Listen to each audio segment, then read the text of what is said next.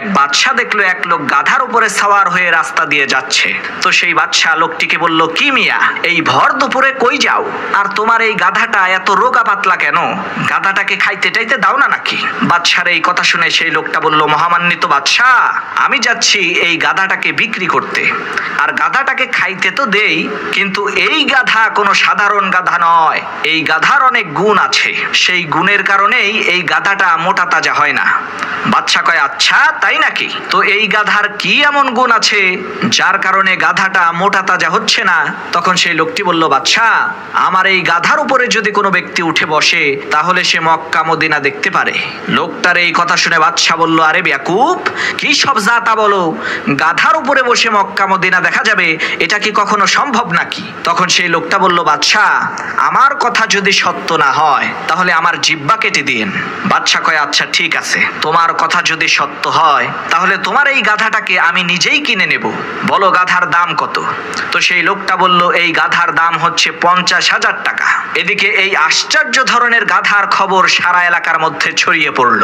মুহূর্তের মধ্যে এলাকার বিভিন্ন জায়গা থেকে লোক আসা শুরু হলো এই আশ্চর্য গাধাটিকে দেখার জন্য। বাদশা মন্ত্রী মশাইকে বললেন, মন্ত্রী, আপনি এই গাধার উপরে বসে দেখেন তো মক্কা মদিনা দেখতে পারেন কিনা। তো মন্ত্রী মশাই সেই গাধার কাছে যে গাধার উপরে উঠবে, এমন সময় সেই গাধার মালিক বলে উঠল, মহামান্বিত বাদশাহ, এই গাধার উপরে বসে মক্কা মদিনা শুধুমাত্র ওই লোকেরাই দেখতে পারবে যারা কখনো চুরি করে নাই, যারা কখনো বাটপারি করে নাই, যারা কখনো মানুষের হক মেরে খায় নাই। বাদশা কয়, আরে আমার মন্ত্রী খুবই সৎ মানুষ, সমস্যা নাই। তো কথা অনুযায়ী মন্ত্রী সেই গাধার উপরে উঠে পড়লো।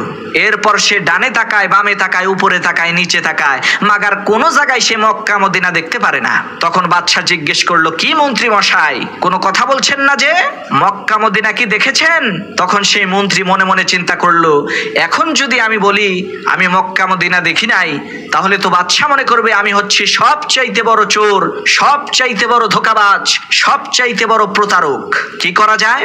তখন সেই মন্ত্রী বলে উঠলো, আরে মহামান্বিত বাদশা, এই তো আমি দেখতে পাচ্ছি, এই দিকে হচ্ছে মক্কা, এই দিকে মদিনা, একেবারে স্পষ্ট ভাবে দেখা যাচ্ছে।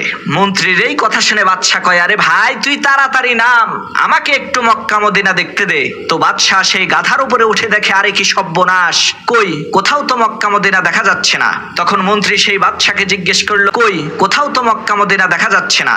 তখন মন্ত্রী সেই বাদশাকে জিজ্ঞেস করলো, কি অবস্থা আপনার, মক্কা মদিনা কি দেখতে পাচ্ছেন? তখন বাদশা চিন্তা করলো, আরে মন্ত্রী মক্কা মদিনা দেখলো, আমি দেখতে পাচ্ছি না।